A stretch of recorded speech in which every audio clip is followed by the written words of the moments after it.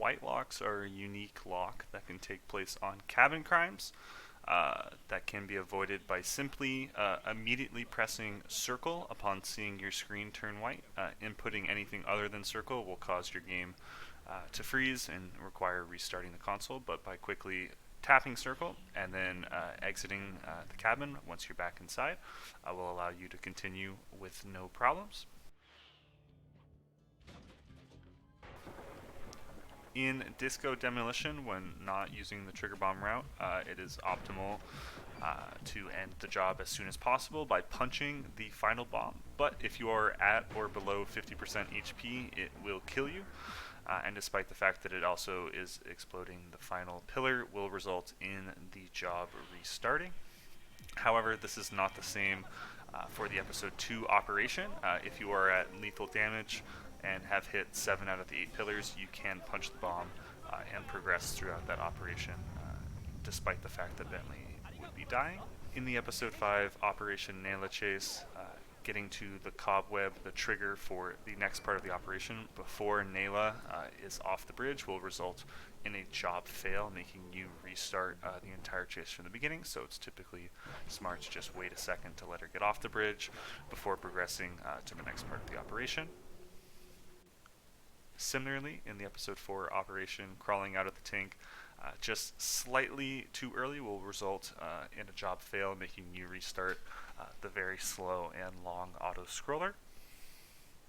For Friend in the Need Fake Floor, there are 3 chimneys that can be used. Obviously, there is one that most people are familiar with as the most optimal, but if that one just happens to have not spawned in or it gets broken by a guard, do give these other 2 chimneys a use, as they will work perfectly fine for the cutscene skip, although we'll lose a little bit of time. However, do be wary that these chimneys are breakable after Fake Floor has started by either yourself or by a guard. And if the chimney that is now invisible due to Fake Floor breaks, you will hard lock.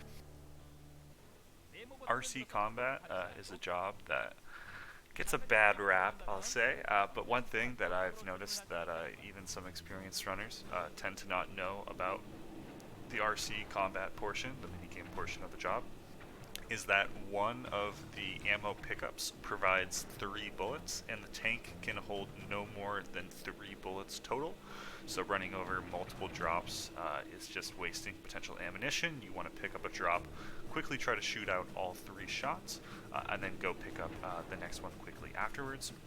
Also, one just small other tip regarding this job is that when knocked over, I find good success in flipping yourself back over as quick as possible by letting your left stick go neutral and then just holding X until the car sorts itself out. Not perfect.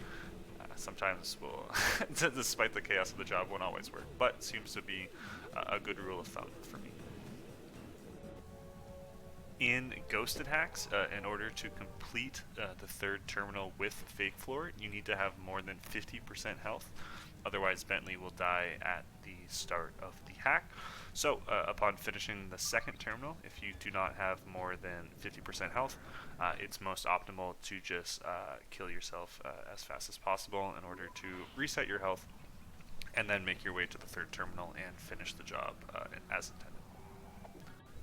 And in Bear Cub Kidnapping, bouncing a bear into the cage will not count. The game does not trigger the fact that the bear has been thrown in, and you can check whether or not the game is counted by mashing L3. If the pink waypoint still shows that you need to get the bear that's still in the cage, you will have to go over and pick him up and throw it in once more. You can also check because the pink waypoint to the bear in the cave will not show up until the game has registered that the first bear has been retrieved.